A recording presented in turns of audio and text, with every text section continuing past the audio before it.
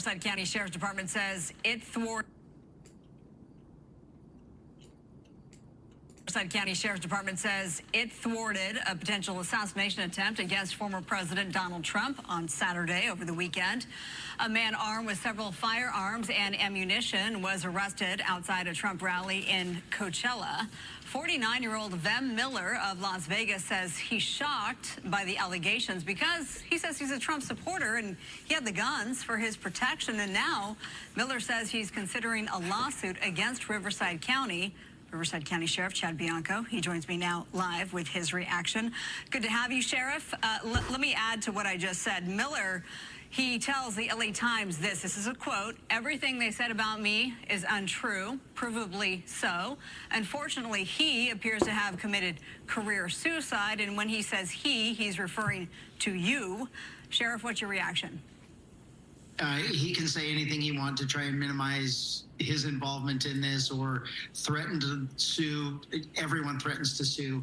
I'm not quite sure what he's going to sue about. He showed up to a Trump rally in a secondary checkpoint with an unregistered vehicle with fake license plates, multiple IDs, and guns. We arrested him for those. He can sue whatever he wants, and then he's made a lot of allegations against our deputy. Thankfully for us, and we have I'm very proud of our deputies, but this one in particular is probably one of the nicest men you'll ever meet in your life. He's a fine young man, and he's going to have a hard time proving how rude he was if he wants to get in court and see how he was treated by probably the nicest deputy we have on our department. He was extremely nice, polite, and kind to Mr. Miller, and Mr. Miller isn't being very forthcoming and honest in his little video about this interaction that he had with us and his arrest. So. Yeah. Let me just jump in and ask you about the deputy. What have you learned from him on how this all went down? Because this was one of the checkpoints to get in. He obviously didn't get in. He was arrested. The biggest concern, of course, are the firearms. Now, according to Miller, he says that he actually flagged the deputy down to say, hey, I have some weapons in my trunk. If that was in fact the case, that doesn't seem like something that an assassin would do, is to highlight weapons that they brought. It's not the truth. I mean, it's this nice little version of events that makes him look good or paints him in a lighter picture. But the reality is, I will give him credit. He was not. He was forthcoming with the deputy when he asked him questions. He was not combative in any way. He was cooperative, and he answered truthfully when the deputy asked him questions. He portrayed himself as being a VIP and a journalist. And as the deputy asked him questions and asked if there were any weapons or explosives in the vehicle, he said that there were guns. And the deputy eventually ended up searching the car, retrieving the guns. They're unlawful in California, and then also finding the multiple different IDs. So he was arrested for possession of the firearms, and he was booked into jail. It really, truly is as simple as that. Okay. If he wants to be mad at someone, he could possibly look at all of his influencer friends that just keep repeating and sensationalizing this whole thing that really paint him in a worse light than what our press release or my press conference did.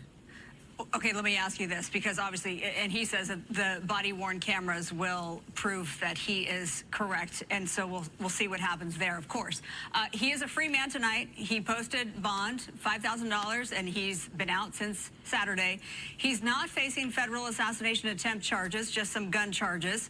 In hindsight, Sheriff, do you have any regrets about calling this a likely assassination attempt? No. You know, in the end, we will never know. From the point he was arrested, we will absolutely never know what was going to happen if those guns got in there.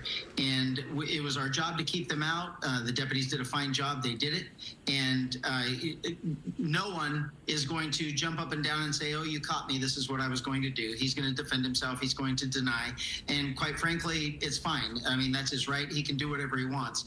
But in all of the red flags, the assassination attempts that have already been made on the president, and then he truly thinks he's going to show up at a rally inside perimeter with loaded weapons, that he shouldn't have, with all of the other things that went along with it.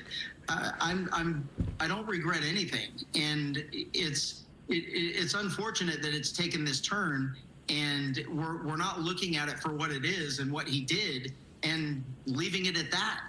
Well, okay, I'm going to switch gears because we're running out of time. But you know, you've not made it a secret that you will likely run for governor here in the state. You told us here on the air that you will not announce your run for governor until after November the 5th. So does that mean that November the 6th you want to schedule an interview with us so that you can make your announcement for that? Marla, you're very persistent. I don't know if it will be November 5th. I will give you now. I will say by the end of the year, or the 1st of January at the latest. It's there's certainly too many things that are happening and coming up that are not going to allow me to continue in just trying to decide. So it shouldn't. I will make the announcement one way or the other soon. Okay. All right. Well, as always, we do appreciate your time. Riverside County Sheriff Chad Bianco, thank you so much. You're welcome.